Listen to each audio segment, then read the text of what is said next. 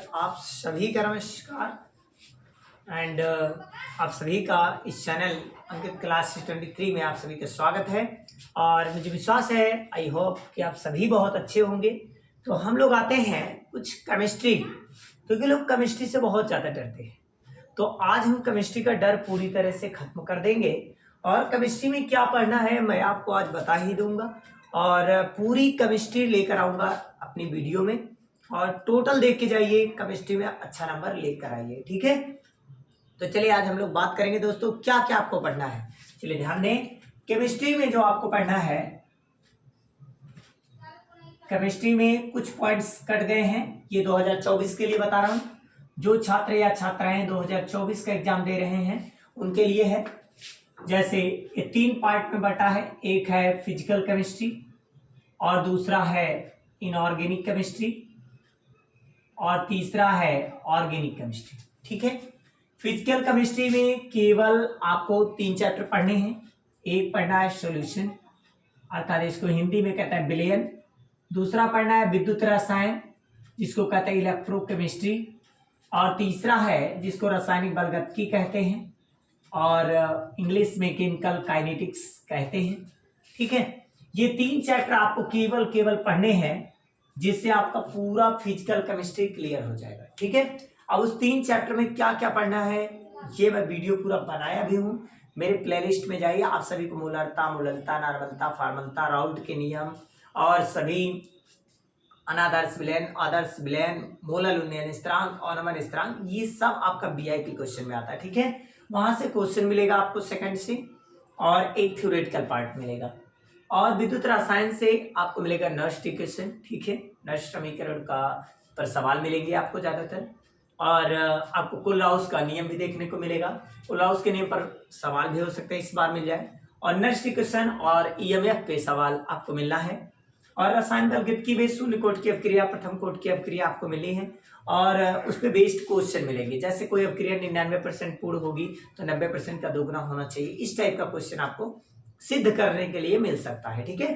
तो ये 3 चैप्टर से, और वेग स्थिरांक की इकाई जो निकाला जाता है, शून्य कोटि की अपक्रिया की इकाई क्या है और शुद्ध जल की मोलरता की, इस टाइप के क्वेश्चन आपसे पूछे जाएंगे।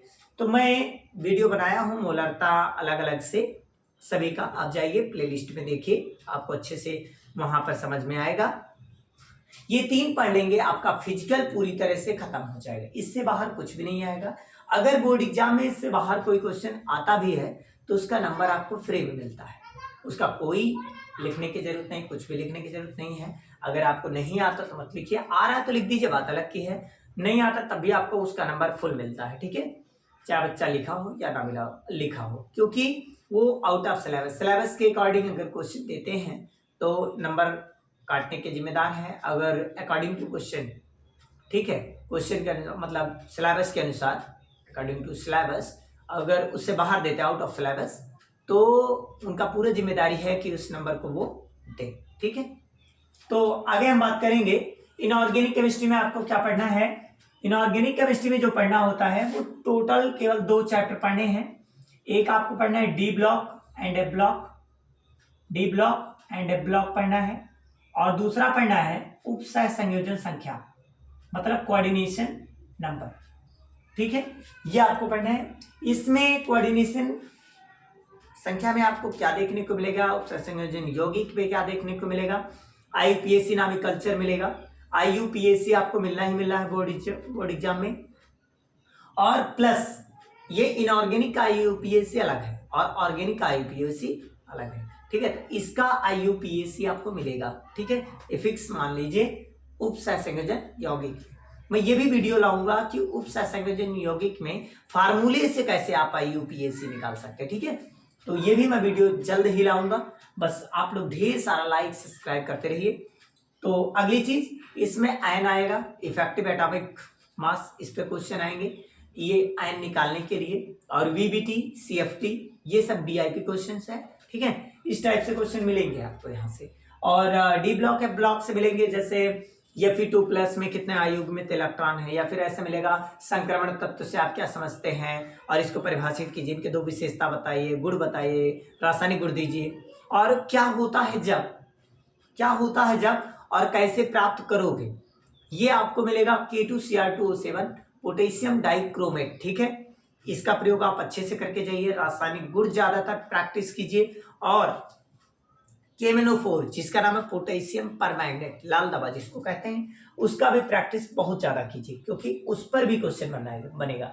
क्या होता है जब, कैसे प्राप्त करोगे, ये दोनों से बहुत ज्यादा क्वेश्चन बनेंगे। तो रासायनिक गुण को क्लियर कर लीजिए, आपका क्या होता है जब और कैसे प्राप्त करोगे, ये दोनों ऑटोमेटिक क्लियर हो जाएगा, ठीक है। तो आप सभी को आई होप बहुत अच्छे से आप सभी को समझ में आएगा कि मुझे क्या क्या पढ़ना है, ठीक। अब आते हैं ऑर्गेनिक केमिस्ट्री में। ऑर्गेनिक केमिस्ट्री में कुछ चीजें कट गई हैं, सिलेबस के अकॉर्डिंग ही पढ़ें, ज्यादा ना पढ़ें। क्वेश्चन इसमें ये है कि आप 5 साल का रिपीटेड क्वेश्चन एक पेज पे लिख लें और उसी को प्रैक्टिस करें। मैकेनिज्म जितना बढ़िया आप प्रैक्टिस करेंगे, जैसे ग्रिग्नार्ड रिएक्शंस और ऊतक क्रिया, इस टाइप से आप क्रियाओं को निकाल लीजिए और उनको डेली प्रैक्टिस कीजिए। एक चार्ट पेपर में लिख के बगल में लगा दीजिए जहां आप खाते हो, पढ़ते हो, सोते हो, ठीक है ना। तो आप जब भी उठे बैठे उसी पर नजर जाए, ठीक है। सुबह शाम देखो तो तेरे दर्शन हो जाए, उसी प्रकार से आप भी देखिए जिससे आप दर्शन करने से आपको भी आ जाए, ठीक है। तो डेली बगल में कहीं लगा लीजिए क्योंकि समय केवल 2 मंथ है और इसी 2 मंथ में आप सभी को वो करके दिखाना है जो कोई ना कर सके, ठीक है। तो हम आते हैं अब पॉइंट पर कि इनऑर्गेनिक केमिस्ट्री में डी ब्लॉक में कैसे क्वेश्चन आएंगे। तो डी ब्लॉक में लेकर आया हूं, चलिए डी ब्लॉक पे चर्चा करते हैं। ये तो आपके लिए बताएं क्या क्या आपको पढ़ना है। चलिए आते हैं इनऑर्गेनिक केमिस्ट्री में डी ब्लॉक। फिजिकल का कुछ डाल दिया हूं और इसका वीडियो पड़ रहा है, फिर ऐसे से आप सभी को हर चीज का वीडियो मिलता रहेगा, ठीक है। तो हम लोग बात करेंगे सबसे पहले कि इस क्वेश्चन में हमें यह ध्यान देना है कि क्वेश्चन कैसे बनेंगे। देखिए आपका क्वेश्चन ना तो यस ब्लॉक से बनना है और ना ही पी ब्लॉक से बनना है, क्योंकि ये दोनों कट गए हैं। यस ब्लॉक भी कट गया, पी ब्लॉक भी कट गया। इस बार जो आपसे क्वेश्चन आना है वो डी ब्लॉक आना है और एफ ब्लॉक आना है, ठीक है। तो यही दोनों आपको पढ़ने हैं, क्लियर। बहुत अच्छा नहीं बना पाया हूं फिगर, आप सभी को पता होगा कि ये कोई डिजिटल बोर्ड नहीं है। प्रयास किया हूं, जितना भी बना पाया हूं बनाया हूं। आप सभी लोगों को अगर सही से ना समझ में आए तो बुक खोल करके आप इस पीरियोडिक टेबल को देख सकते हैं, ठीक है। तो मेरी जहां तक कोशिश है अच्छे से अच्छा करने का प्रयास किया हूं, बट आप लोग का स्नेह रहेगा तो और अच्छा करूंगा। चलिए अब आते हैं इस पीरियोडिक टेबल की अगर संशोधन की बात करें तो ये मोजले के द्वारा दी गई है, ठीक है। जो मेंडलीव की आवर्त सारणी थी उसकी संशोधन की गई थी। अगर आवर्त सारणी की खोजकर्ता आपसे कोई पूछता है तो मेंडलीव है, ठीक है, इवानोविच मेंडलीव।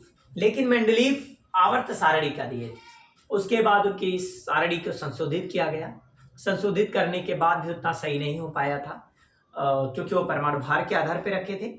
फिर उसके बाद जब मोजले आए, मोजले बोलते हैं इंग्लिश में, हिंदी में मोजले बोलते हैं, तो वो जब आए तो मॉडर्न दीर्घाकार आवर्त सारणी निकाले। ये कौन सा है, लॉन्ग रेंज पीरियोडिक टेबल है, ठीक है, दीर्घाकार आवर्त सारणी। तो दीर्घाकार आवर्त सारणी को परमाणु क्रमांक के बढ़ते हुए क्रम में रखा गया है, ठीक है। तो लॉन्ग रेंज पीरियोडिक टेबल है, ठीक है ना। तो हम लोग इसी को बात करें, इसी का संशोधन करके हम लोग क्या बनाए हैं, लॉन्ग रेंज पीरियोडिक टेबल। और इसमें एटॉमिक नंबर के बेस पर इसको हम लोग अरेंजमेंट किए हैं, ठीक है। अरेंजमेंट करने के बाद यहां पर हाइड्रोजन को रखा गया था और यहां पर हीलियम को रखा गया है, ठीक है। और आप सभी को पता है यहां पर लिथियम है, यहां पर बेरिलियम है, यहां पर बोरान है, ये कार्बन है, नाइट्रोजन है, ऑक्सीजन है, फ्लोरीन है एंड नियान है, ठीक है। अब ध्यान दीजिएगा इस पीरियोडिक टेबल में टोटल अगर मैं बात करूं टोटल की, तो टोटल यहां 118 तत्व हैं। अभी तक 2024 तक 118 तत्व ज्ञात है, ठीक है। अब इस 118 तत्वों में कुछ धातु हैं, कुछ मेटल्स हैं, कुछ नॉन मेटल्स हैं, कुछ मेटलॉइड है। मेटल मीन्स धातु, नॉन मेटल मीन्स अधातु और मेटलॉइड मीन्स उपधातु। कुछ धातु, अधातु, उपधातु, इन्हीं की श्रेणियों में डिवाइड किया गया है। उसमें से कुछ रेडियो एक्टिव तत्व भी है, ठीक है। तो हम लोग चर्चा करेंगे, इसको 2 कैटेगरी में डिवाइड किया गया। एक रोमन संख्या में first A, second A, third A, fourth A, fifth A, sixth A, seventh A, eighth A. इसको ए की कैटेगरी में डिवाइड किया गया था। बहुत लोग पीरियोडिक टेबल तो देखते हैं, समझते हैं, लेकिन शायद उनको छोटी छोटी चीजें नहीं पता रहती, तो छोटी छोटी चीजों को आज से जड़ से ही खत्म कर देते हैं। पीरियोडिक टेबल में 2 कैटेगरी में डिवाइड किया गया, एक ए और सेकंड पार्ट बी। ठीक है, तो ए में क्या क्या डिवाइड किया गया है, यस ब्लॉक के तत्वों को और पी ब्लॉक के सभी तत्वों को ए ग्रुप में डिवाइड किया गया है, रोमन ए में। बट जो ये डी ब्लॉक के तत्व हैं इन्हें बी में डिवाइड किया गया है। देखिए, आप सभी की तरह लाइट भी हो गया है। जैसे आप लोग कभी कभी नाराज होके, गुस्सा हो करके चले जाते हैं, सेम उसी कंडीशन में लाइट भी पढ़ा रहे थे, डिस्टर्ब करके चला गया। तो इसी प्रकार से कभी कभी आप भी ना बीच में ही छोड़कर चले जाते, क्योंकि बोर हो जाते हैं। अरे पढ़ाई के बीच में कौन सा इंटरेस्ट भाई, पढ़ाई तो आपके जीवन को बताता है। अब क्या चाहिए कि 1 घंटे का वीडियो आप देखें और सब मस्ती करें, केवल 5 मिनट पढ़ाएं, तो इससे आपके लाइफ का क्या फायदा। केवल आपका डाटा भी बर्बाद हुआ और मेरी बकवास भी आप सुन ली। तो ऐसा क्यों करें आप। अरे कुछ अच्छी चीज पाइए भाई। 1 घंटे में 10 रुपए मिलते हैं तो वो सही है कि 1 घंटे में 5 रुपए मिले और 5 बकवास मिले, वो सही है। तो इसीलिए आपका भी टारगेट होना चाहिए पढ़ाई। ठीक है दोस्तों, आते हैं पॉइंट। चलिए, हम लोग बात कर रहे थे पीरियोडिक टेबल को बांटा कितने पार्टों में, 2, एक ए में और एक रोमन बी में। तो रोमन ए में आप समझ गए होंगे। रोमन बी में क्या है, ये है थर्ड बी। ठीक, सेकंड ए था, ये थर्ड बी है, इसे थर्ड ए मत समझिएगा। ये क्या है, ये है फोर्थ बी, ये है फिफ्थ बी, ये है सिक्स्थ बी, ये है सेवंथ बी, ये है 8th बी, ये है 9th बी, ये है 10th बी, ये है 11th बी, ये है 12th बी। ठीक है, तो आप देख रहे होंगे कि ये इतना ए में डिवाइड है और ये इतना ए में डिवाइड है। मतलब यस ब्लॉक और पी ब्लॉक में जितने भी तत्व हैं ये सब क्या है, रोमन ए में आते हैं। और डी ब्लॉक के जो तत्व हैं और ये एफ ब्लॉक के जो तत्व हैं ये सभी बी ब्लॉक रोमन बी में आते हैं। क्या आप सभी को इतनी बात क्लियर। और आगे बढ़ते हैं। ये जो दोनों है फर्स्ट ए और सेकंड ए, एक जो पहला क्रम है जिसमें हम लोग हाइड्रोजन लिथियम ये सब टर्म लिखते हैं, इसको बोलते हैं क्षारीय धातु, एल्कली मेटल। क्या बोलते हैं इसको, क्षारीय धातु, एल्कली मेटल। क्लियर, इसको क्या बोलते हैं, एल्कली मेटल। ठीक है ना। और जबकि ये जो सेकंड वाला है ना, इसका नाम क्या जानते हैं, इसका नाम है क्षारीय मृदा धातु, मिट्टी में पाया जाने वाला धातु है। इसको बोलते हैं alkaline, alkaline earth metal, alkaline earth metal है। ये सेकंड वाला है, ये फर्स्ट वर्ग, ये सेकंड वर्ग। ये जो आपको दिखता है ये वर्ग है। टोटल कितने वर्ग, 18 वर्ग। आवर्त कितने, तो इस तरह के कितने, 1 2 3 4 5 6 और 7। टोटल कितने आवर्त, 7 आवर्त। 18 वर्ग 7 आवर्त। आवर्त का मतलब ऐसे ऐसे, left to right, left to right. और वर्ग top to bottom, top to bottom. Top means ऊपर, बॉटम मीन्स नीचे। ठीक, कहते हैं टॉप खरीदने जाए, टॉप मीन्स ऊपर। ठीक है ना, ऊंचा, टॉप पर जा रहा है, ऊंचाई पर जा रहा है। ठीक है, सबसे ऊंचाई पर नहीं, मीडियम में। चलिए और आगे बढ़ते हैं। क्षारीय धातु, क्षारीय मृदा धातु, ये दोनों का नाम। ठीक है, ये धनात्मक होते हैं। ये हमेशा क्या करते हैं, इलेक्ट्रॉन देना चाहते हैं, शेयरिंग करना चाहते हैं। ठीक है, और आगे बढ़े। ये जो आपको दिख रहा है ये, इसमें ये क्रॉस वाला छोड़ के इसके इधर जितने भी तत्व हैं सब का सब धातु है, सिर्फ हाइड्रोजन को छोड़कर, क्योंकि हाइड्रोजन अधातु है। ठीक है ना भाई। तो ये जो आपको दिखता क्रॉस में जो बना हुआ है, रंगीन पट्टी बनी होगी, तो वो आपका उपधातु है, मेटोलाइड। और उसके उधर जितने तत्व है ना, ये सब आपके अधातु है, नॉन मेटल, ठीक है ना। अब क्लियर हो गया होगा आप सभी को, ठीक। अब इसमें पी ब्लॉक का नाम, इसके फैमिली का नाम है बोरान फैमिली, इसका carbon family, nitrogen family, oxygen family, fluorine family, जिसको हैलोजन फैमिली के नाम से भी लोग जानते हैं, ठीक। और इसको अक्रिय गैस भी कहते हैं, नोबेल गैस कहते हैं, जीरो गैस भी कहते हैं, पेयर गैस भी कहते हैं, अस्थाई गैस भी कहते हैं, उत्कृष्ट गैस भी कहते हैं, ठीक है ना। उसी का नाम है उत्कृष्ट gas, noble gas, zero gas, pair gas, inert gas, noble gas, कई नाम है उसका। तो ये लास्ट वाले का, ठीक है ना, क्योंकि ये किसी से क्रिया करना नहीं चाहता। और क्रिया गैस में यदि कोई करता भी है ज्यामिति के लिए तो वो है जेनान, यक्स ई, ठीक है ना। तो आप सभी लोग जानते हैं इसको बोलते हैं हैलोजन फैमिली। और ये जो है ये हैलाइड ग्रुप, ये हेलो एल्केन हेलोरीन में कंडीशन में ये फॉलो करता है। फिर कल बाहर आई एंटी, fluorine, chlorine, bromine and iodine, ठीक है। और ये जो आपका ऑक्सीजन है, ऑक्सीजन फैमिली को कैल्कोजन फैमिली भी कहते हैं, इसको हम लोग कैल्कोजन फैमिली कहते हैं, ठीक है ना।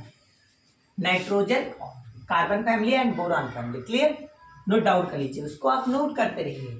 और देखिए ये जो आपको दिख रहा यहां से 3 से लेकर 12 तक, ये इसको कहते हैं डी ब्लॉक। कौन सा ब्लॉक है? D block. इसमें पूरी तरह से इलेक्ट्रॉन फील्ड नहीं होते, ठीक है, यही इसमें ही थोड़ा बहुत फील्ड होता है, बाकी जितने हैं सब कुछ ना कुछ अयुग्मित इलेक्ट्रॉन होते हैं, इसीलिए इसको हम लोग संक्रमण धातु भी कहते हैं, संक्रमण धातु कहते हैं। इंग्लिश में इसको कहते हैं ट्रांजिशन मेटल। क्या कहा जाता है? ट्रांजिशन मेटल, टीएम, ठीक है, यही टीएम है, ट्रांजिशन मेटल है ये इतना, ठीक है ना। और ये जो आपको नीचे का दिख रहा है पोर्शन ना, ये जहां जगह ना होने के कारण लैंथेनाइड और एक्टिनाइड से हटा दिया गया था। लैंथेनाइड के बाद ये है और एक्टिनाइड के बाद ये है थोरियम, सेरीनियम। अब सोचिए ये सेरीज को लैंथेनाइड से हटाया गया, इसीलिए सेरीज का नाम है लैंथेनाइड सेरीज। इसमें 14 तत्वों को अलग रखा गया था क्योंकि यहाँ जगह नहीं मिल पाया था, ठीक है ना।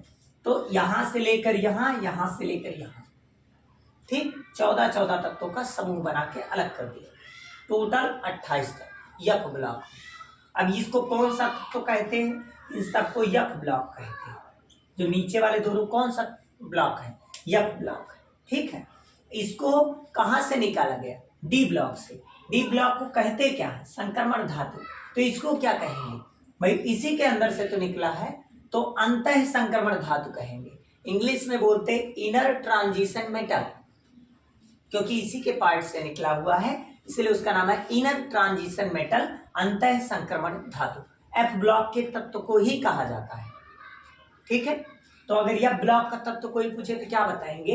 इनर ट्रांजिशन मेटल को हम लोग एफ ब्लॉक का तत्व कहते हैं, ठीक है। और ये डी ब्लॉक के लैंथेनाइड और एक्टिनाइड से हटाया गया, इसीलिए इसका नाम लैंथेनाइड सीरीज और नीचे वाले का एक्टिनाइड सीरीज नाम रखा है। सीरीज मीन श्रेणी, ठीक है। और ये जो आपका है ये संक्रमण धातु है। इतना पॉइंट आप सभी को क्लियर हो गया हो, ठीक है। तो अगर हम देखें सीएमए का भी जिम्मेदार जो है सेंट्रल मेटल आइटम, जो उपसंयोजन संख्या में यूज होगा, उसके लिए भी जिम्मेदार कौन है? यही डी ब्लॉक जिम्मेदार है। न यस भाग लेगा न पी भाग लेगा, क्योंकि उसमें पेयर्ड करने के लिए, उसमें आने के लिए, इलेक्ट्रॉन लेने के लिए, ग्रहण करने के लिए कौन बेहतरीन है? डी ब्लॉक, ना कि यस और पी, ठीक है। इसीलिए डी ब्लॉक को संक्रमण धातु भी कहा गया है और इसी को सीएमए का जिम्मेदार भी कहा गया है, ठीक है। तो आप सभी को बहुत अच्छे से, आई होप बहुत अच्छे से ये सब समझ में आ गया होगा। समझ में आए अपने दोस्तों के पास अवश्य शेयर करो, और इसे अगर कोई पढ़ने वाले छात्र छात्राएं तो उनके पास जरूर शेयर कीजिए, ठीक है ना। बस मैं इसीलिए कम बकवास नो बकवास, ज्यादा से ज्यादा कंटेंट, ठीक है। नोट डाउन कीजिए, स्क्रीनशॉट लीजिए, फिर आगे बढ़ते हैं। अब संक्रमण धातु क्या है? देखिए संक्रमण तत्व में आप जानते हैं, तत्व में अगर वो क्वालिटी है कि मेटल बनने की योग्य है तो हम कह सकते हैं कि वो संक्रमण धातु है। और अगर उस तत्व में मेटल बनने की क्वालिटी नहीं है तो हम सीधे कह सकते हैं कि वो संक्रमण धातु की श्रेणी के अंतर्गत नहीं रखा जा सकता। अब जबरदस्ती थोड़ी ना किया जाए, ठीक है। धातु होने की कंडीशन क्या है कि तत्व में खुद की चमक होनी चाहिए, ठीक है। काटने पर रफ नहीं होना चाहिए, क्लीन होना चाहिए। काट दीजिए चाकू से, किस तत्व को आसानी से काटा जा सकता है? तो सोडियम पोटेशियम को आसानी से काटा जा सकता है चाकू से, लिथियम सोडियम एंड पोटेशियम, ठीक है। तो इसे धातु की श्रेणी में, वैसे ये भी किस में है? धातु की श्रेणी में है। तो धातु की श्रेणी में है तो हम इसे, इस तत्व को संक्रमण धातु कह ही सकते हैं। तो इसीलिए डी ब्लॉक या संक्रमण तत्व उन्हें कहा जाता है, उन तत्व को कहा जाता है। किस तत्व को? जिसमें विभेदी इलेक्ट्रॉन, विभेदी इलेक्ट्रॉन का मतलब डिफरेंशिएटिंग इलेक्ट्रॉन, मतलब डिफरेंस का जो इलेक्ट्रॉन है, ठीक है, अंतर का इलेक्ट्रॉन जो अंतर आ रहा है। डिफरेंशिएटिंग इलेक्ट्रॉन मतलब बाह्यतम कक्षक से पूर्व जो कक्षक आते हैं, जो कक्षक स्थित रहते हैं, मतलब डी ब्लॉक के जो कक्षक है स्थित रहते हैं, उन्हें हम डी उपकक्षक में जब इलेक्ट्रॉन प्रवेश कर जाता है तो उसे हम डी ब्लॉक या संक्रमण धातु कहते हैं, या उस तत्व को संक्रमण तत्व कहते हैं, ठीक। अब बात ये करेंगे कि संक्रमण तत्व जो है, ठीक है, डी ब्लॉक आप जानते भी हैं। इस संक्रमण तत्वों में क्वालिटी क्या है? पहली पॉइंट की बात ये है कि इसमें आप देखते हैं, अगर इलेक्ट्रॉनिक बेसिस के आधार पे हम इसको देखें तो इलेक्ट्रॉनिक बेसिस के आधार पर आप सभी लोग बताएंगे, इलेक्ट्रॉनिक विन्यास के आधार पर, कि इसमें जो होता है डी ब्लॉक में, इसमें NS, अब यन में से अगर एक घटा देंगे तो यहां पर जो आपका आएगा कौन सा ब्लॉक? D block. ये आपका क्या होगा? क्योंकि अंत में 4s आता है, ठीक है ना, तो 4s के पहले लाने के लिए क्या करें? यन में से एक घटाएंगे। ये आप जानते हैं इलेक्ट्रॉनिक विन्यास की कंडीशन यही है, 1s 2s 2p 3s 3p और 3p, उसके बाद 4s है, 4s है, फिर 3d है। लेकिन आप जानते हैं आवर्त के हिसाब से अगर देखा जाए तो 1 2 2 एक साथ हो गया, 3 3 हुआ, 1 3 यहाँ है। तो अगर मैं इसको पहले लिखूं तो ऐसे लिखूंगा 3d 4s, लेकिन इलेक्ट्रॉन तो पहले इसमें ना भरे जाएंगे, पहले इलेक्ट्रॉन इसमें भरे जाएंगे। अब अगर मैं बात करूं इलेक्ट्रॉन पहले जब उसमें भरे जाएंगे, तो इलेक्ट्रॉन जब इसमें भरे जाएंगे तो पहले इससे घटाना ना पड़ेगा, तब तो इसमें आएंगे। तो इसीलिए मैंने क्या किया, n-1, क्योंकि n के प्लेस पर कौन है? 4, और 4 में से एक घटेगा तो कौन आ जाएगा? 3 आ जाएगा या नहीं? और यहाँ d है तो यहाँ d आ जाएगा, 3d, मतलब 3d कक्षक में प्रवेश कर जाएगा, ठीक है। इसीलिए लिखा जाता है n-1d। क्लियर है? यही चीज अगर यहाँ पर कन्वर्ट होता है, 3 के प्लेस पर अगर 4d आता है तो यहाँ पर कौन आएगा? तो यहाँ 5s आएगा। अब 5 से 4 लाने के लिए घटाना पड़ेगा, तब भी n-1 करना पड़ेगा, d तब भी आ जाएगा। अगर यही चीज 4 के प्लेस पर 5d आ गया तो यहाँ 6x आ जाएगा। अब 6s आ गया तो भी 6 में से घटाना पड़ेगा तो 5 आएगा। अब 3 आवर्त बनेंगे, एक आपका 3, आवर्त नंबर 3, आवर्त नंबर 4, आवर्त नंबर 5, 3 आवर्त डी डी डी, ये 3 बनेंगे। ये तीनों आपको दिखाने हैं, यही पेपर में आ भी सकते हैं, यहां से क्वेश्चन आ सकता है। 6D से क्वेश्चन बहुत ना के बराबर है, ठीक है, इससे नॉट ऑफ समझिए। यही 3 आपको अच्छे से सीखना है। अब इलेक्ट्रॉनिक विन्यास कैसे निकाला जाएगा तो मैं अभी सब कुछ बताऊंगा आप सभी को, ठीक है। ये 3 आवर्त है, लेकिन डी ब्लॉक के जो तत्व रखे गए हैं वो कहां से कहां तक रखे गए हैं? 3 वर्ग से, वर्ग नंबर कहां से? वर्ग 3 से लेकर के 12 तक के रखे गए, लेकिन इनका रोमन में बी का श्रेणी दिया गया है, यहां से लेकर के यहां तक का बी की श्रेणी में रखा गया है, ए की श्रेणी में नहीं है, ठीक है। तो बी की श्रेणी में इन्हें पुट किया गया है 3 से लेकर 12 तक, ठीक। तो इसमें संक्रमण धातु आते हैं, उन सब की कंडीशन ये है। अब मैं दिखाऊंगा इलेक्ट्रॉनिक विन्यास आप कैसे करेंगे, तो आप बाउ का रूल लगाइए, उसी से आप करिए। देखिए हम दिखाते हैं आपको बना करके। इलेक्ट्रॉनिक विन्यास आप वहीं से करिए। जैसे से लिख लीजिए ट्रिक से 1 2 3 4 5 6 एंड 7, फिर 2 3 4 5 6 7, फिर 3 4 5 6 एंड 7, फिर और आगे बढ़िए 4, अब यहाँ एक घटा दीजिए 4 एंड 5। अब देखिए यहाँ लिख दीजिए yes yes yes yes yes yes और सेकंड में आप क्या पुट करेंगे, पी लगाते हुए सभी में चले जाएंगे। उसी प्रकार तीसरे में क्या लगाएंगे, डी लगाते हुए चले जाएंगे, और चौथे में यफ लगाते हुए चले जाएंगे। क्रॉस आते चले जाइए इसी प्रकार से, फिर यहाँ आइए, यहाँ से यहाँ, फिर निकल जाइए, फिर आइए ऐसे इसमें, फिर यहाँ निकल जाइए, फिर यहाँ आइए, यहाँ से यहाँ, यहाँ निकल जाइए, इसी प्रकार यहाँ यहाँ यहाँ, फिर यहाँ हो जाइए। इसी प्रकार से हम लोग धीरे धीरे आगे बढ़ते चलेंगे और इसी नुमा से ये 118 तक के तत्वों का इलेक्ट्रॉनिक कॉन्फ़िगरेशन आसानी से बन जाएगा। और यहाँ से जाएंगे आप लोग यहाँ पर, यहाँ से जाएंगे यहाँ पर, ऐसे इसी प्रकार से अरेंजमेंट आप करेंगे। ठीक है, अब देखिए पहले कौन आया, पहले 1s आया, तो आप लोग क्या करेंगे, सबसे पहले हम लोग डाउन यहाँ बताते हैं आपको किस प्रकार से लिखना है।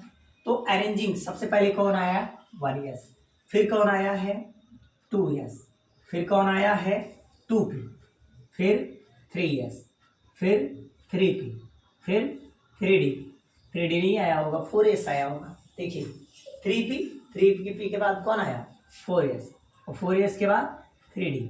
ठीक है, और 3d के बाद कौन है, 3d के बाद 4p, और 4p के बाद देखिए चेक कीजिए कौन है 5s, फिर देखिए कौन है 5s के बाद 4d, फिर देखिए कौन है 5p, फिर चेक कीजिए कौन है 5p के बाद 6s, फिर देखिए चेक कीजिए कौन है 4f, और आगे बढ़ते रहिए इसी प्रकार से 4f के बाद कौन है 5d, फिर कौन आ गया 6p, फिर कौन आ गया 7s, फिर कौन आ गया 5f, और फिर कौन आ गया 6d, फिर कौन आ गया 7p, और इसी प्रकार से आपका 118 तक का तत्व बन जाएगा। ठीक है ना दोस्तों, अब बात करेंगे कि हम इसमें भरे क्या, ये तो समस्या है।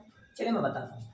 अगर यस ब्लॉक तो इसमें एक ऑर्बिटल्स होता है, एक कक्षक में 2 इलेक्ट्रॉन भरे जा सकते हैं, एक इस तरीके से और एक इस तरीके से, एक क्लॉकवाइज और एक एंटी क्लॉकवाइज।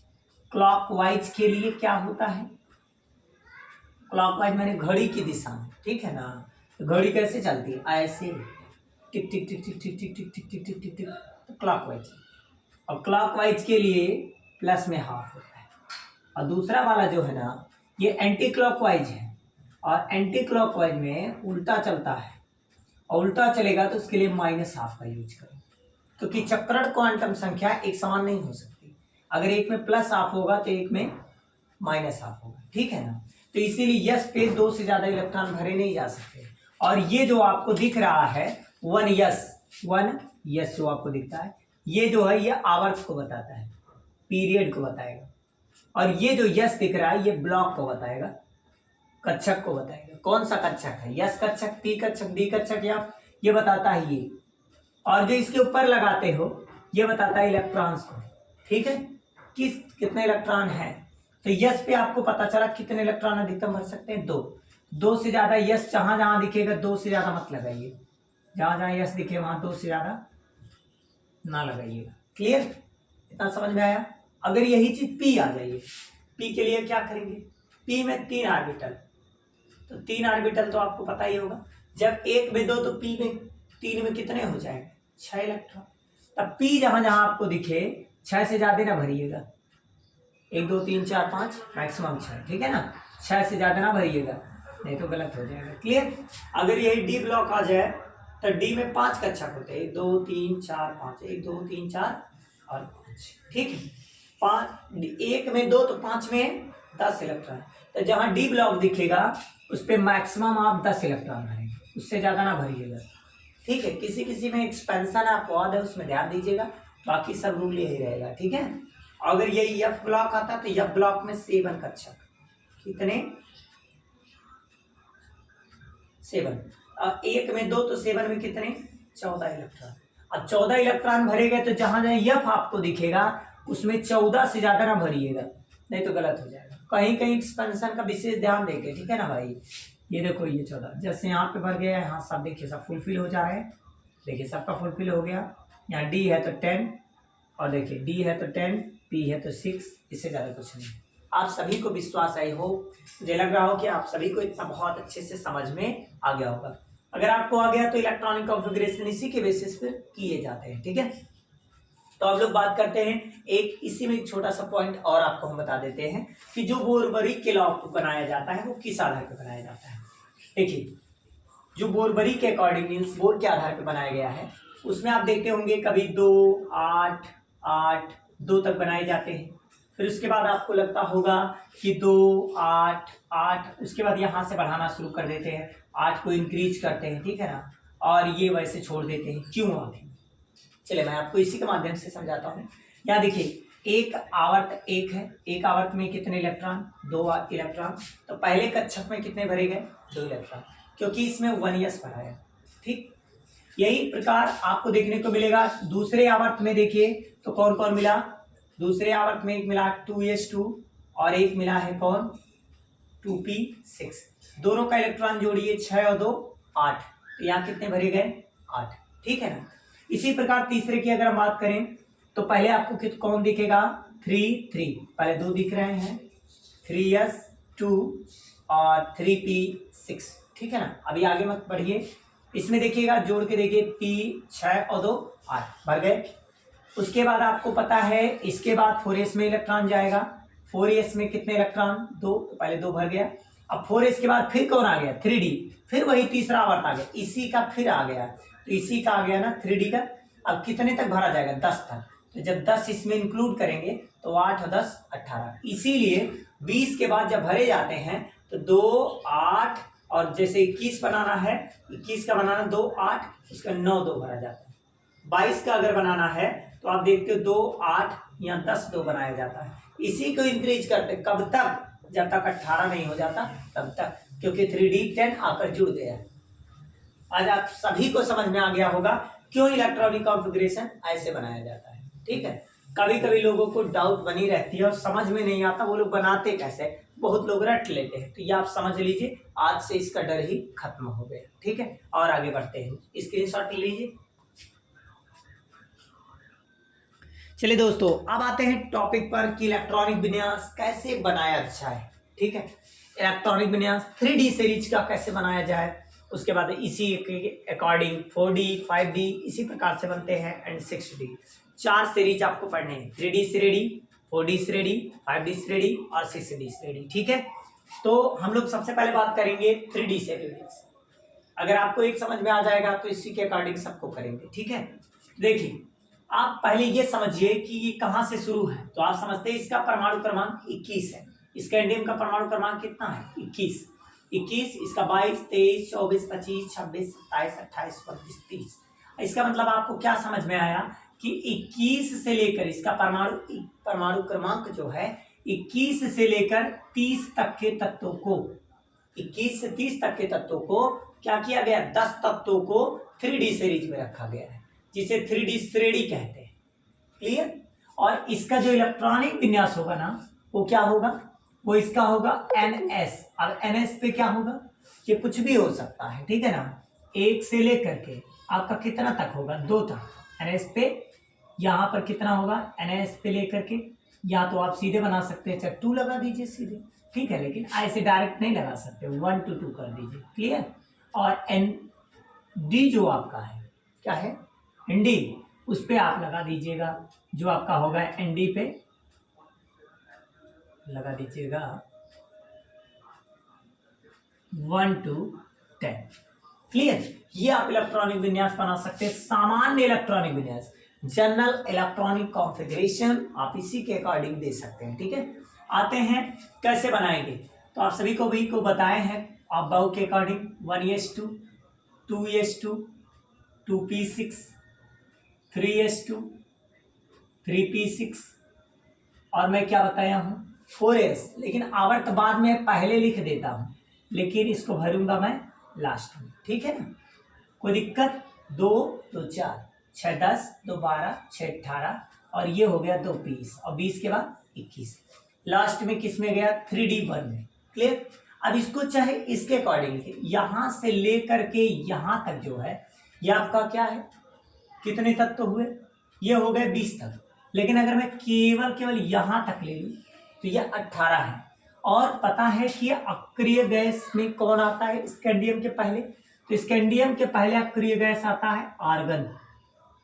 जैसे आपका 21 है तो 21 के पहले देखिए कौन आता है अक्रिय गैस में, और अगर 36 आता है तो 36 तो आपको पता है क्रिप्टन है, अगर 38 आता है तो क्रिप्टन को लीजिए, उससे बड़ा आता है जेनान को लीजिए, रेडान को लीजिए, ठीक है ना, देख कर कि उसके पहले कौन आता है अक्रिय गैस।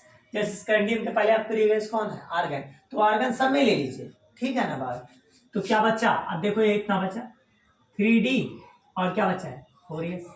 अब 4s में क्या है आपको पता है 4s में कितने इलेक्ट्रॉन 2, 4s में 2 हो गए, इसमें जाने के लिए 1 इलेक्ट्रॉन, कितना हो गया 21। अब इसी प्रकार से हम लोग बनाएंगे, संरचना इजी हो जाएगा, नहीं तो इतना लॉन्ग नहीं बनाया जाता electronic configuration. Clear. Board exam में आएगा तब भी आप ऐसे ही बनाएंगे, ठीक है।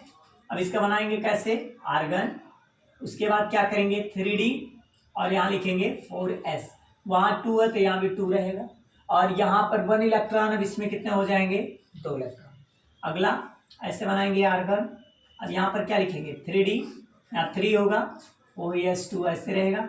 इसी प्रकार से अब हम लोग बनाएंगे किसका क्रोमियम का, तो क्रोमियम आपको पता है एक्सपेंशन में आता है थोड़ा सा, ठीक है, क्योंकि ये चाहता है मैं तो थोड़ा सा अयुग्मित हो जाओ तो पूरा हो जाओ, अयुग्मित हो जाओ तो पूरा हो जाओ, ठीक है। इसलिए क्रोमियम और जो कापर है आपका ना, इसीलिए एक्सपेंशन बना दिया गया, जबकि एक्सपेंशन लायक है नहीं, अपवाद उस तरह नहीं है, लोग कहते हैं अपवाद, लेकिन अपवाद का मतलब केवल यही है कि वो चाहता है कि अयुग्मित हो जाए तो पूरे हो जाए, अयुग्मित भी हो जाए तो पूरे हो जाए, ठीक है ना, नहीं तो शेयर करना पड़ता उसे, ठीक।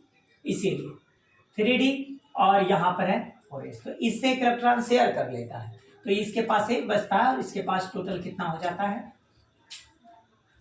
5 हो जाता है, क्योंकि 4 होना चाहिए 5 हो जाता है। इसी प्रकार से इसका बनाएंगे तो आर्गन और 3D क्या बनाएंगे, यहाँ 5 है, यहाँ भी 5 होगा, लेकिन यहाँ 4s जो 1 है या 2 हो, ठीक है ना। इसी प्रकार इसका बनाएंगे आर्गन और 3D क्या बनाएंगे 6 और यहाँ बनेगा 4s2। इसी प्रकार से इसका बनाएंगे आर्गन और 3D, यहाँ देखिए 4s पे 20 हो गया, और 20 और कितना 25 होता है, तो 27 बनाना है, 20 और 7 27 होता है, ठीक है। ऐसे प्रकार आर्गन ले लीजिए और यहाँ पर 3D और 4s में 2 इलेक्ट्रॉन भर गए, अब 20 हो गया, 20 में कितना कर दीजिए कि 28 आ जाए, तो आप कहेंगे 8 कर दीजिए। इसी प्रकार अगर इसका देखेंगे तो आर्गन 3D और 4s में 2, लेकिन अब 2 नहीं भर सकता, मैंने बताया एक्सपेंशन की कंडीशन, इससे 1 ले लेगा, 1 लेगा तो इसके पास 1 इलेक्ट्रॉन, इसके पास 1 बढ़ गया, ठीक है ना, तो यहाँ 10, ये फुल हो गया, यही बचा है। इसी प्रकार इसका बनाएंगे तो आर्गन बनेगा और 3D, इसके पास 10 है और 4s2 देखिए फुलफिल है, ठीक है ना। इसीलिए इसे CME का जिम्मेदार कभी नहीं बनाया जाता। आप देखे होंगे जितना सेंट्रल मेटल आइटम उठाया जाएगा, मतलब केंद्रीय धातु परमाणु, उन सब में जिंक को नहीं उठाया जाएगा, क्योंकि जिंक का फुलफिल है, तो इलेक्ट्रॉन लेगा नहीं तो बचा कैसे, भाई ग्राही परमाणु चाहिए ना, और ग्राही ये है नहीं, ठीक है ना, क्योंकि देखो पूरी तरह से भरा हुआ। क्लियर हो गया, आप सभी को बहुत अच्छे से आ गया होगा। इलेक्ट्रॉनिक कॉन्फ़िगरेशन जब भी यूपी बोर्ड 2024, चाहे बिहार बोर्ड से है, राजस्थान बोर्ड से, किसी भी बोर्ड से आप हैं, हमेशा याद रखेंगे किसी भी इलेक्ट्रॉनिक कॉन्फ़िगरेशन बनाते समय आप सभी को पता होना चाहिए, इलेक्ट्रॉनिक विन्यास बनाते समय हमेशा ध्यान रखना चाहिए कि लॉन्ग मेथड नहीं बनाया जाता। लॉन्ग मेथड 11 में सही है, 12 में आप चले गए सीनियर में हैं, सीनियर स्टूडेंट हैं, ठीक है, तो आप सभी को पता होना चाहिए। इसके बाद आप ग्रेजुएशन लेवल में चले जाएंगे तो आपकी सीनियरिटी बढ़ जाएगी, तो वैसे भी आपको ध्यान देना चाहिए कि इलेक्ट्रॉनिक कॉन्फ़िगरेशन इस मीडियम से करना चाहिए, इस तरीके से करना चाहिए जब आपको पेपर में लिखना हो, ठीक है, लॉन्ग मेथड नहीं, ठीक। अब हम लोग बात करेंगे, जैसे क्वेश्चन पेपर में आ गया कॉपर 2+, ऐसे आ गया कॉपर प्लस और कॉपर 2+ में कौन अधिक स्थायी है, तो अब क्या करेंगे, या मैं सीधे लिख दूं कॉपर और कॉपर 2+ में कौन अधिक स्थायी है, तो अब क्या करेंगे, चलिए छोटी सी चीज देखते हैं। आप जानते हैं कॉपर का इलेक्ट्रॉनिक कॉन्फ़िगरेशन आप कैसे बनाएंगे। देखिए कॉपर का इलेक्ट्रॉनिक कॉन्फ़िगरेशन क्या है, आर्गन है, आर्गन के बाद देखिए कौन है 3d10 है, 4s1 है। अब अगर यहाँ कोई प्लस नहीं लगा है तो पूरा ऐसे होगा, लेकिन जब मैं 2+ लगा दूंगा तो यहाँ आर्गन जो है, आर्गन यहाँ देखिए आपका जो 3d है और ये जो 4s1 है, ये तो एक इलेक्ट्रॉन से खत्म। इसके पास जो 10 इलेक्ट्रॉन थे, अब कई इलेक्ट्रॉन बचेंगे, 9 इलेक्ट्रॉन। अब इसके पास इतने बचेंगे, अब इसका इलेक्ट्रॉनिक कॉन्फ़िगरेशन ये बनेगा, ठीक। तो इसमें देखिए, इसमें अगर हम लोग चेक करें तो इसके 4s में 1 है, ठीक है ना, और इसमें अगर यहाँ भी प्लस लगा दे तो ये खत्म हो जाएगा। तो आप सभी को पता है इस 3d10 है, मतलब डी में 5 कक्षक है, अगर आप सभी को पता है 1 2 3 4 और 5, तो कितने इलेक्ट्रॉन 10, तो 1 2 3 4 5 6 7 8 9 10। पाउली के according to Pauli's law, Pauli ने इस बात को बताया था कि जब तक सभी कक्षकों में एक एक इलेक्ट्रॉन भर नहीं जाएंगे हुंड लॉ में, तो तब तक दोबारा नहीं भरेंगे। समझ में आया ना, पेयर तब तक नहीं बनाएंगे जब तक एक एक भर नहीं जाते। तो 10 इलेक्ट्रॉन पूरी तरह से फुलफिल है, no paired, no unpaired electron, ठीक है। अनपेयर्ड का मतलब इसके पास तो जगह नहीं है, अनपेयर्ड का मतलब इसके पास कोई जगह नहीं है, और जिसके पास कोई जगह नहीं होता वो एक दूसरे को खदेड़ता है, मतलब प्रतिचुंबकीय, ठीक है ना भाई। और 9 इलेक्ट्रॉन है, तो आप सभी को पता है 9 इलेक्ट्रॉन होगा तो क्या करेगा, 1 2 3 4 5, 1 2 3 4 5 6 7 8 और 9। देखिए एक का पेयर नहीं बनाना, तो एक कैसा इलेक्ट्रॉन अयुग्मित, और जब अयुग्मित इलेक्ट्रॉन रहेंगे ना तो ये सोचेगा एक मिल जाता तो बड़ा काम हो जाता। जैसे हम आपसे चाहते हैं आप मेरे साथ जुड़िए, कुछ अच्छा सीखिए, तो हम क्या चाहते हैं, पेयर करना चाहते हैं। वैसे ये भी एक इलेक्ट्रॉन लेना चाहता, अयुग्मित इलेक्ट्रॉन है, और एक अयुग्मित इलेक्ट्रॉन तो कैसा होगा, ये अनुचुंबकीय होगा, इसका जो चुंबकीय गुण होगा वो अनुचुंबकीय होगा, पैरामैग्नेटिक करेगा, ठीक है ना। इसका जो मैग्नेटिक है वो पैरामैग्नेटिक है और इसका डायमैग्नेटिक है। क्लियर, डायमैग्नेटिक मतलब पेड़ है, पेट भरा हुआ भोजन ला के रख दें खाओगे नहीं, ठीक है, डायमैग्नेटिक। और मैं कह दूं कि अगर आपका पेट थोड़ा बहुत खाली है तो कुछ ले आएंगे तो खा लोगे, तो पैरामैग्नेटिक, पैरा मीन्स आधा, पैरामिलिट्री, पैरा फोर्स जहां लग जाता है पैरा मीन्स आधा होता है, ठीक है, पूरी तरह से फुलफिल नहीं, ठीक। नोट डाउन कीजिए, स्क्रीनशॉट लीजिए और आगे बढ़ते हैं।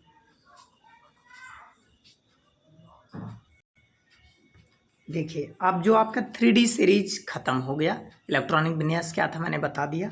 अब 4D सीरीज में देखिए, 4D सीरीज में आपका जैसे थीटेरियम हो गया, जर्कोनियम हो गया, नियोबियम हो गया, मॉलिब्डेनम हो गया, टेक्नीशियम हो गया, रुथनियम हो गया, रोहिडियम हो गया, पैलेडियम हो गया, सिल्वर और कैडमियम, ठीक है। ये 4D सीरीज के तत्व हैं, इनका इलेक्ट्रॉनिक विन्यास देखिए दिया गया है, देख लीजिए आप लोग। इसमें अक्रिय गैस क्रिप्टॉन को लिया गया है। इसी प्रकार 5D में देखिए 5D में क्या दिया गया है, जैसे लैंथेनाइड हो गया, लैंथेनम जिसको बोलते हैं, हॉफनियम हो गया, टेलम हो गया, और टंगस्टन हो गया जिसको W लिखते हैं, रेनियम हो गया, ओस्मियम हो गया, iridium, platinum, gold and mercury. ये आपके 5D सीरीज के तत्व हैं। इनका इलेक्ट्रॉनिक विन्यास देखिए इस प्रकार से है, और जो 6D श्रेणी के तत्व हैं वो इस प्रकार से हैं, एक्टीनियम, रदरफोर्डियम, डबनियम, सीबोर्गियम। इलेक्ट्रॉनों की संख्या कितनी है हम लोग बात करेंगे। सबसे पहले क्वेश्चन नंबर फर्स्ट है, क्वेश्चन नंबर फर्स्ट दिया गया है कि Fe2+, सबसे पहले आपको Fe पता होना चाहिए। अब देखिए Fe का परमाणु क्रमांक कितना दिया हुआ है, 26। 26 से पहले देखिए कौन सा ऐसा तत्व है जो अक्रिय गैस है, तो 26 के लिए आप सभी को पता है आर्गन, आर्गन जिसको हम 18 कहते हैं, ये आपका क्या है, अक्रिय गैस है। और 18 और यहाँ पर हो गया 3D और यहाँ आ गया 4s, तो 18 और 2 20 हो गया। 20 के बाद कितना बचा, 6, 20 6 26, तो लास्ट किस में गया, D ऑर्बिटल में।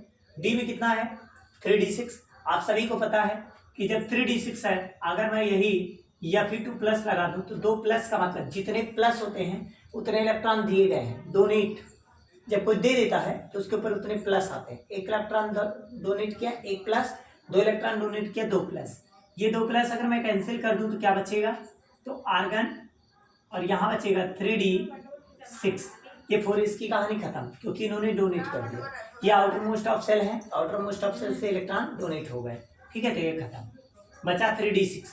अब इसमें पता है कि डी कक्षक में कितने इलेक्ट्रॉन हैं, तो डी कक्षक में ये इलेक्ट्रॉनों की संख्या बताता है, और इसमें इलेक्ट्रॉनों की संख्या कितनी है 6 है। तो डी कक्षक में इलेक्ट्रॉनों की जो संख्या है वो कितनी है, तो आप सभी को दिख रहा होगा पावर में कितनी है 6, तो हम लोग क्या लिखेंगे 6। क्लियर, पहला क्वेश्चन क्लियर हो गया। सेकंड क्वेश्चन आते हैं, इसको हम रफ कर देते हैं।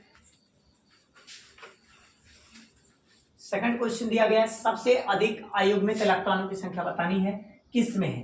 तो जैसे जिंक दिया गया है, पहला जिंक, आप सभी को पता है जिंक 30 है, 30 के पहले कौन क्रिया है आर्गन, हम लोग लेंगे आर्गन को, ये 18 हो गया 3d, और यहाँ 4s, और यहाँ देखिए 4s2 हो गया, 3d में 10, ये पूरी तरह से फुलफिल है, ठीक। तो ये आपका इसमें अयुग्मित इलेक्ट्रॉन एक भी नहीं है, क्योंकि पूरी तरह से फुलफिल। डी में 10 होने चाहिए, 10 है, यस में 2 होने चाहिए, 2 है, पूरी तरह से पेयर्ड है।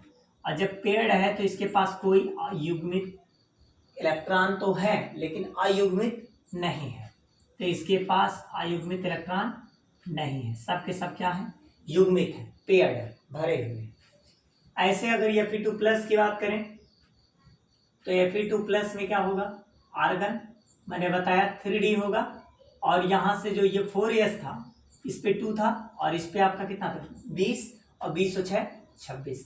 आप सभी को बताया 2 इलेक्ट्रॉन तो बाह्यतम आवर्त देखा जाता है, बाह्यतम कक्षा नहीं बाह्यतम आवर्त देखा जाता है। बाह्यतम आवर्त में चौथे में, जैसे एक आवर्त, दूसरा आवर्त, तीसरा आवर्त, इस टाइप से होता है। तो जो चौथे आवर्त में जाएगा उसी से ना इलेक्ट्रॉन जाएगा, ये मत सोचिए कि ये बाहर है तो इसी से जाना चाहिए, ऐसा नहीं होता, ठीक है। तो चौथे आवर्त से ये 2 चला गया, कितना बचा 3d6। अब आप सभी को बताया डी में 6 इलेक्ट्रॉन चाहिए, कितने 10, तो 10 में कितने की कमी है 4 की, तो इसमें कितने अयुग्मित हुए 4 अयुग्मित इलेक्ट्रॉन, 4 जगह खाली है, ठीक है। 4 इलेक्ट्रॉन पा जाए तो पेयर्ड हो जाएगा। क्लियर, अगला आ जाइए। तीसरे क्वेश्चन पर क्या दिया गया है, निकेल 3+।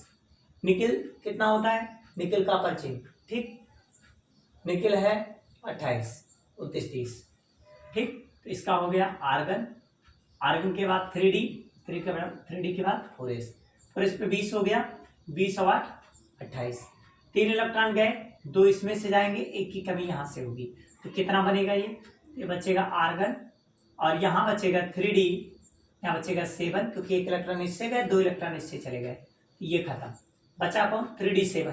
अब इसमें 10 इलेक्ट्रॉन पाने के लिए कितने की कमी है 3 इलेक्ट्रॉन की, तो इसमें 3 क्या हो गए अयुग्मित इलेक्ट्रॉन, कितने अयुग्मित 3 अयुग्मित, ठीक है।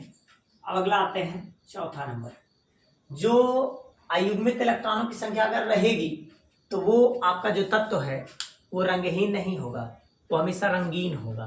रंगीन का मतलब नीला, पीला, हरा, बैगनी, ठीक है, इस प्रकार से रंग बताएगा, तो ये रंगीन होंगे कौन, जो अयुग्मित होगा, और जो पेयर्ड होगा युग्मित होगा वो रंगहीन होगा, ठीक है। जिसका कोई रंग नहीं होता उसे रंगहीन कहते हैं। तो इसमें आपको पता है 3 अयुग्मित इलेक्ट्रॉन। ऐसे आप अगला देखेंगे कौन है, निकल कापर हो गया, कापर प्लस पे आइए। तो कापर प्लस में अगर आप चलेंगे तो कापर प्लस में देखिएगा, कापर का आपको पता है आर्गन होता है, और इसमें एक्सपेंशन है, ठीक है ना, 3d, कापर में 10, और यहाँ 4s 1, तो प्लस है, 1 इलेक्ट्रॉन खत्म, कितना बचा 3d10, पूरी तरह से भरा हुआ है, कोई अयुग्मित इलेक्ट्रॉन नहीं है, मतलब नो, मतलब पूरी तरह से कैसा है युग्मित है। और जब युग्मित है पेयर्ड है तो इसके पास अयुग्मित तो है नहीं, इसके पास और इसके पास नहीं है, किसके पास अयुग्मित ज्यादा है वही बताना है। तो अयुग्मित सबसे ज्यादा 4 अयुग्मित किसके पास है Rn2+, तो इसका आंसर जो होगा, उत्तर जो होना चाहिए वो कौन सा होगा, तो होगा Fe2+, ये ऑप्शन राइट होगा, ठीक है। इस प्रकार से चेक करके लगाइएगा, कभी भी हड़बड़ी करके कोई चीज ना करिए, लगाने के बाद जो बताते हैं वो कभी गलत नहीं होता, ठीक है। और आगे बढ़ते हैं, तीसरे क्वेश्चन पर आइए। इसको 2 से 3 बार आप देखिए जब तक आपको अच्छे से समझ में ना आ जाए, लेकिन ऐसा मत कीजिए कि डायरेक्ट लगाने का प्रयास करें, ठीक है। छोटी सी गलती आपके पूरे सवाल को बर्बाद कर देती है। तो वैसे ही आगे आते हैं, कॉलम फर्स्ट, जैसे कॉपर 3+ है, कॉपर 3+ में, ठीक है। पहली बात तो ये जो बोहर मैग्नेटान है ये चुंबकीय आघूर्ण का मात्रक है। तो चुंबकीय आघूर्ण का सूत्र क्या होता है? चुंबकीय आघूर्ण का सूत्र है, इसको हम लिखते हैं म्यू से, और म्यू बराबर होता है n+2, और इसका यूनिट होता है बोहर मैग्नेटान, ठीक है। ये इसका फार्मूला है, इसी पर पुट करके देख लिया जाता है। और n क्या है? n अयुग्मित इलेक्ट्रॉनों की संख्या है, अयुग्मित इलेक्ट्रॉनों की संख्या। सबसे पहले हम कोबाल्ट पे आते हैं, कोबाल्ट 3+ है। पहले हम कोबाल्ट की बात जानते हैं, कोबाल्ट कितना है? 27, ठीक। कोबाल्ट का बनाएंगे, आर्गन आएगा 18 हो गया, 3D एंड 4s 20 के बाद कितना बचा? 20 7 27, कितने निकाले गए? 3 इलेक्ट्रॉन, 2 ये निकल गए, ये खत्म, ठीक। और इसमें से एक चले गए तो बचा कितना? 6। क्लियर हो? ये आपका आ गया कोबाल्ट 3+। लास्ट में कितने इलेक्ट्रॉन? देखिए 6 है, 3D6। अच्छा 3D6 में कितने अयुग्मित रहे होंगे? चेक कर लीजिए, डी ब्लॉक आप सभी को बनाने आता है, 5, ठीक है। 5 ऑर्बिटल होते हैं डी ब्लॉक में, 6 इलेक्ट्रॉन भरे गए हैं, तो 1 2 3 4 5 और 6। किसके अकॉर्डिंग? हुंड लॉ के, हुंड वैज्ञानिक है, उन्हीं के अकॉर्डिंग मैंने भरा है। तो किसका पेयर नहीं बना? वही अयुग्मित होता है। तो 1 2 3 4, कितने अयुग्मित? 4 अयुग्मित इलेक्ट्रॉन, ठीक। तो चेक कैसे करेंगे? तो म्यू बराबर चेक करेंगे, अब n और n+2, तो रखिए क्या हो जाएगा? n के प्लेस पर 4 और यहाँ हो गया 4+2, तो 4 हो गया। अब देखिए 4 और 4 2 6, 6 चौ 24, अंडर रूट में 24 बोहर मैग्नेटान, ठीक। देखिए अंडर रूट में 24 कोई है, तो आपको दिखा ये क्वेश्चन नंबर 4, तो पहले का किस पे जाएगा? 4 पर जाएगा, ठीक है। पहला चेक करने आया, सेकंड इसी टाइप से हम अगला करेंगे। चलिए और आगे बढ़ते हैं, अब आ जाइए क्रोमियम 3+ पर आते हैं, ये चेक करेंगे। क्रोमियम 3+ में क्या है? आर्गन आपका 18 हो गया, 3D और 4s में 20, और क्रोमियम कितना है? 24। आपको पता है 20 और 4 24। आप सभी को पता है कि इसमें एक्सपेंशन होता है, एक यहाँ रहेगा, यहाँ एक बढ़ जाएगा, 4 के बजाय 5। यहाँ देखिए 3+ है, एक इलेक्ट्रॉन यहाँ से चला गया और 2 इलेक्ट्रॉन यहाँ से चले गए, 2 यहाँ से चले जाएंगे, कितना बचेगा? अब देखिए 3D 3 बचेगा और 4s की कहानी खत्म हो गई, ठीक है। डी में कितने इलेक्ट्रॉन? 3। अच्छा चेक कर लीजिए, 1 2 3 4 5, 1 2 3 4 5, कितने इलेक्ट्रॉन्स? 3 इलेक्ट्रॉन, 1 2 और 3। देखिए जब इसमें भरे ही नहीं गए तो इसमें अयुग्मित और युग्मित से कोई लेना देना नहीं, किसका पेयर नहीं बना? इन तीनों को। कितने अयुग्मित बने? 3। क्या बने? अयुग्मित। जिसका पेयर नहीं बना उसी, और जिसमें भरा ही नहीं गया तो उसकी बात ही नहीं है, ठीक है। तो संकरण के लिए उसको लिया जाता है, ठीक। 3 अयुग्मित ऐसे निकालेंगे, चुंबकीय आघूर्ण n का मान कितना मिला है? 3। अब इसको यहाँ पुट कर लीजिए, 3 और 3+ में 2, सॉल्व करेंगे, 3 हो गया और 3 और 2 5, 5 3 हो गया 15, और क्या? बोहर मैग्नेटान, ठीक। देखिए कोई ऑप्शन है क्या? देखिए इसका 5वां है, ठीक है। देख लीजिए, आप लोग अच्छे से सीखिए कैसे हम कर रहे हैं। 2 नहीं आएगा, 3 नहीं आएगा, कब तक नहीं आएगा? अभी तो आ ही जाएगा। चलिए ध्यान दें, नेक्स्ट क्या दिया है? अगला दिया है Fe3+, फिर आप लेंगे आर्गन, इसका परमाणु क्रमांक 26 होता है, ठीक। तो 18 हो गया और 3D 4s, 18 2 20 और 20 और कितना? 6 26, कितना कम करना है? 3 मतलब 3 दिया गया, 2 ये खत्म, 1 इसमें से खत्म, तो कितना बचा? 3D 5, तो वो भी खत्म, 3 इलेक्ट्रॉन निकाल दिया, तो निकाल दिया तो कितना हो गया? 3D 5। 3D 5 में डी में 5 है, 1 2 3 4 5 इलेक्ट्रॉन, 1 2 3 4 और 5, कितने? 1 2 3 4 और 5, 5 क्या आ गए? अयुग्मित इलेक्ट्रॉन। ठीक है, 5 अयुग्मित इलेक्ट्रॉन मतलब n बराबर क्या मिला? 5, जिससे म्यू निकालेंगे, म्यू बराबर क्या हो जाएगा? n, और मिलेगा n+2 और ये अंडर रूट में Bm।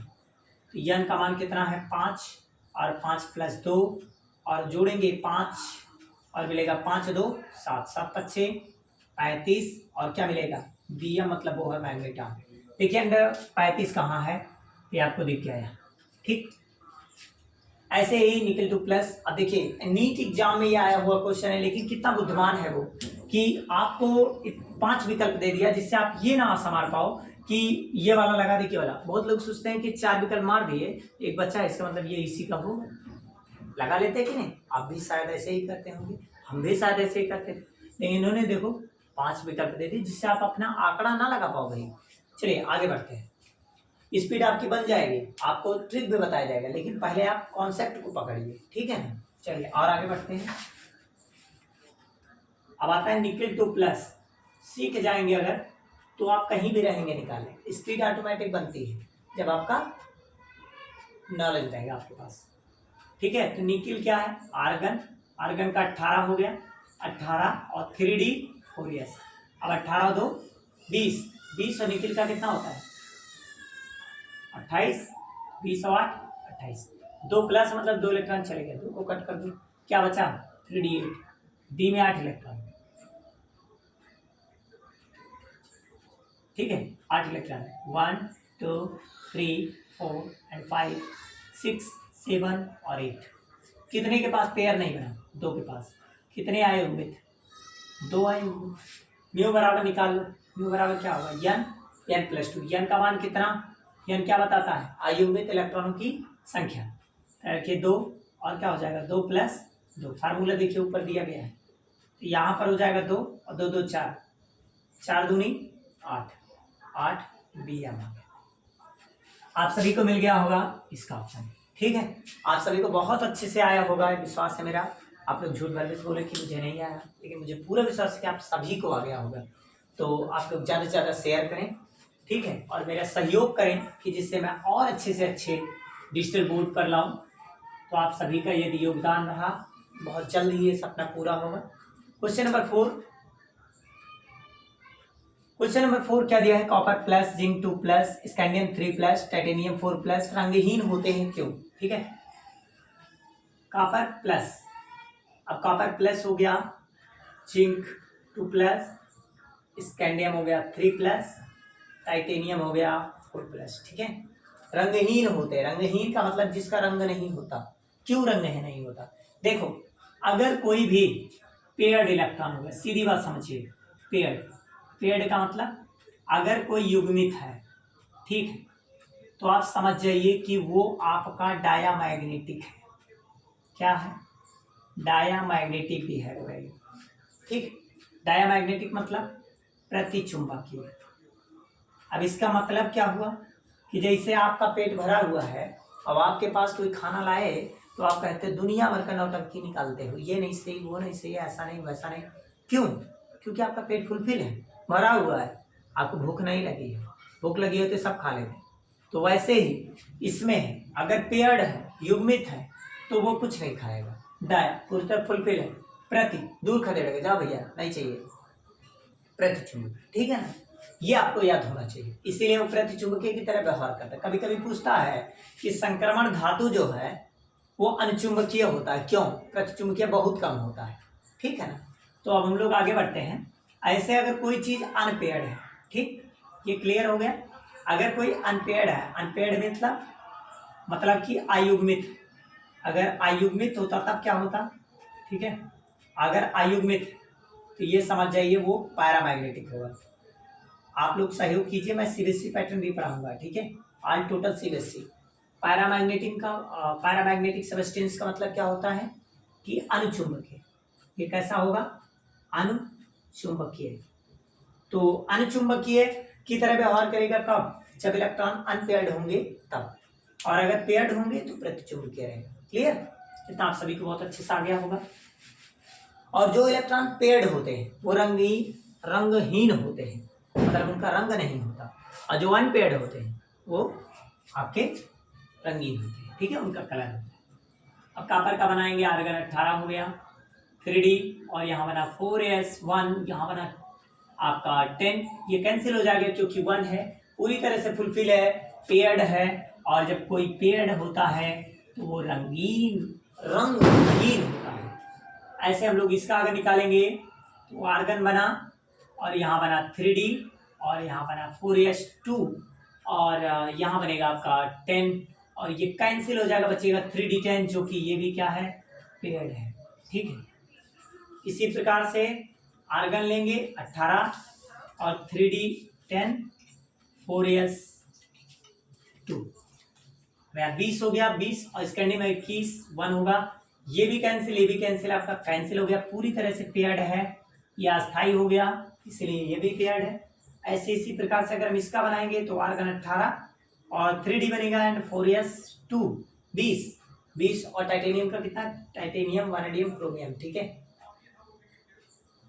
ये आपका 22, तो 20 हो गया, 20 और 2 22, कितना 4 प्लस 2, ये भी कैंसिल, ये भी कैंसिल, कितना हो गया, ये भी हो गया पेयर्ड, ये भी हो गया आर्गन की स्ट्रक्चर, ठीक है। ये दोनों सेम हुए और ये दोनों सेम हुए, ठीक है ना। फिर सेम की बात करता, सिमिलर की बात करता, तो ये दोनों और ये दोनों सिमिलर है, बट ये सभी पेयर्ड हैं, और जब कोई पेयर्ड होगा, पेयर्ड मीन्स युग्मित होता है, तो हम लोग उससे कहते हैं क्या, रंगहीन।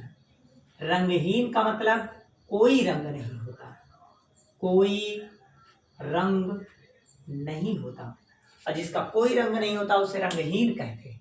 अगर अयुग्मित होते तो देखिए, अब हम लोग बात करेंगे इसमें कौन सबसे अधिक अस्थाई है। अब अस्थाई की बात करेंगे तो देखिएगा, जैसे मैग्नीज 3+ है, तो मैग्नीज का आपको पता 25 होता है, तो अगर मैग्नीज की अगर हम बात करते तो यहाँ पर लिखते हैं आर्गन, ठीक है। अब यहाँ पर लिखते हैं 3D और यहाँ लिखते हैं 4s, ठीक। आप सभी को पता है यहाँ 20 होता है, अब 20 और 5 25 होता है, लेकिन यहाँ 3+ है, 3+ मतलब 3 इलेक्ट्रॉन दे दिया गया, तो 2 यहाँ से गया, 1 यहाँ से चला गया, तो कितना बचा होगा, तो आप सभी को पता होगा कि 3D4 बचा होगा, तो 4 बचा है। तो डी ब्लॉक में इसमें देखिए कितने इलेक्ट्रॉन, 4। अब इसका भी पहले इसे बना लीजिए, आर्गन, और आप देखिए 3D और क्या लिखेंगे 4s। अब आपको पता है 4s पहले बनेगा, 20 और 4 कितना होता है 24, लेकिन ऐसा गलत है, क्यों, क्योंकि एक इससे पेयर करता है, तो पेयर करता है तो इसके पास एक की कमी हो जाती है, इसके पास एक अधिक हो जाता है, ठीक है। और देखिए 3 इलेक्ट्रॉन चले गए, तो एक ये चला गया और 2 इलेक्ट्रॉन इसमें चले जाएंगे, तो बचेगा कितना 3, ठीक। ऐसे सेम इसका बनाएंगे तो आर्गन बनेगा और 3D, अब आपको पता है कि यहाँ 4s, अब यहाँ हो गया 20 और स्कैंडियम टाइटेनियम वैनेडियम 23 होता है, और 20 3 23, तो आप सभी को पता 3+ है, तो 2 इसमें से गया, 1 इसमें से चला गया, 2 बचा, ठीक है। ऐसे सेम यहाँ का देख लीजिए, आर्गन हुआ, 3D हुआ और 4s, अब 4s में आपको पता है 20 हो गया ना भाई, 20 और स्कैंडियम टाइटेनियम 22 है, यहाँ भी 2 होगा, ठीक है ना। अब 2 इसमें से गया, 1 इसमें से गया, कितना बचेगा बताओ भाई, बचेगा यहाँ, क्लियर। देखो मिटा मिटा के लिख दे रहा हूँ, डबल डबल नहीं लिखना पड़ेगा, ठीक है ना। अब हम लोग जानते हैं डी में जो होते हैं 5 कक्षक होते हैं, कौन कौन से, अब देखिए उसका नामकरण पहले से बचिए, 1 2 3 4 5। ये जो पहला होता है ये होता है dxy, जो दूसरा वाला है ये है dyz, और तीसरा जो है ये है dzx, और चौथा जो है dx² - y², और पांचवा जो है वो dz का स्क्वायर। जब इसमें ब्रेस्ट होता है तो ये फिर 2 पार्ट में डिवाइड हो जाता है, ठीक है, कुछ ऐसे, और यहाँ जो है 3 और यहाँ पर 2, कुछ उच्च ऊर्जा स्तर पर और कुछ निम्न ऊर्जा स्तर पर चले जाते हैं, और इनका अगर मिड पॉइंट हम चेक करें तो यहाँ का अंतराल जो है वो एनर्जी गैप है Eg, और यहाँ का जो गैप है वो है T2G, ठीक है, इसके गैप को T2G और इसके गैप को Eg मीन्स एनर्जी गैप, ठीक। अब ये जो आपका होता है ये है dx² - y², और ये है dz², और ये आपका जो है ये dxy dyz और dzx है। हम लोग जानते हैं इसी के अकॉर्डिंग अस्थायित्व तो बताया जाता है, जब भी अस्थायी पूछा जाए तो समझिए इसी के अकॉर्डिंग बता रहा है आपको। जैसे 4 इलेक्ट्रॉन है, अगर चारों आप फुलफिल करेंगे तो 1 2 3, ठीक, और एक भरेंगे 4। अब देखिए ये अस्थायित्व तो नहीं है, क्योंकि इसमें दोनों होता तो अस्थायित्व तो माना जाता, ठीक। तो ये आपका पहला अस्थायी नहीं है, ठीक है ना, पहला आपका नहीं है, ठीक। दूसरा चेक कीजिए, बायतम 3, तो 1 2 3, ये धरातल को पूरी तरह से फुलफिल कर रहा है, तो ये अस्थायित्व तो है, ठीक, ये अस्थायित्व तो है, ये सही है। लेकिन इसको भी चेक कर लीजिए, 2 करेंगे तो अस्थायित्व तो नहीं होगा, 1 करेंगे तो भी अस्थायित्व तो नहीं होगा, या तो नीचे का पूरा भर दे और या तो नीचे ऊपर दोनों का पूरा भर दे तो अस्थायित्व तो होता है, ठीक है। तो ये अस्थायित्व तो है, इसीलिए जो इस क्वेश्चन में जो उत्तर होगा वो कौन होगा, क्रोमियम 3+ होगा। एनसीईआरटी सवाल में पूछा गया है, ठीक है, यूपी बोर्ड में भी कई बार आया है सेटों में। तो आप इसी तरह से अस्थायित्व तो बताने के लिए इसी का यूज करते हैं, ठीक। तो आप कभी में गलती कीजिएगा, इसका पूरा विस्तार सीएफटी में मिलेगा, क्रिस्टल फील्ड थ्योरी में, ठीक। तो बस आज के लिए इतना ही, आप लोग के लिए बस इतना ही। धन्यवाद। आप लोग इस वीडियो को ज़्यादा से ज़्यादा शेयर, लाइक, सब्सक्राइब करते रहें बस।